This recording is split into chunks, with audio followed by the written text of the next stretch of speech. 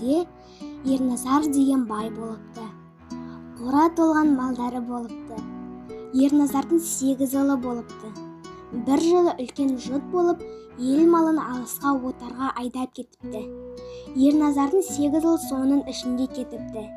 Бір қыстың азығын алып, кемпірі мен Ерназар үйінде қалыпты.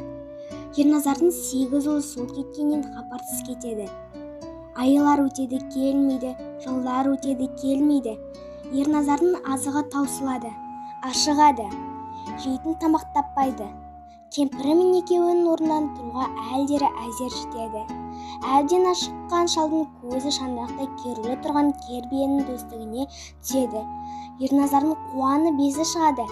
Кемпір, сүйенші, керулі тұрған кер биенің төстігі майлы көрінеді. Бол жылдам, асып жіберші, дейді. Содан олар төстікті қазанға салады. Төстікті асып жеп, шал мен кемпір әлденеді. Ұзамай кемпір жүкті болады. Мезгілімен ұл босанады. Бір ұл туады. Оның атын төстік жеген соң біткен бала деп төстік қояды. Төстік өзгеше бала болып өседі.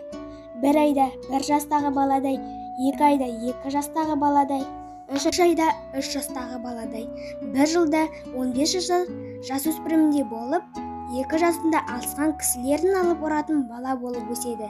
Ауыл ішінен сөз тарап, ер төстіктің өзінің 8 ағасы барын естиді.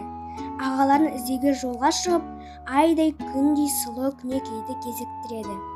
Бір көргеннен екеуі бір-біріне ғашық болады. Ер төстік ағаларын іздеп тауып, күнекеймен үйленеді. Ауыл ішінде той болып, барлығы бақытты ғұмыр кешеді.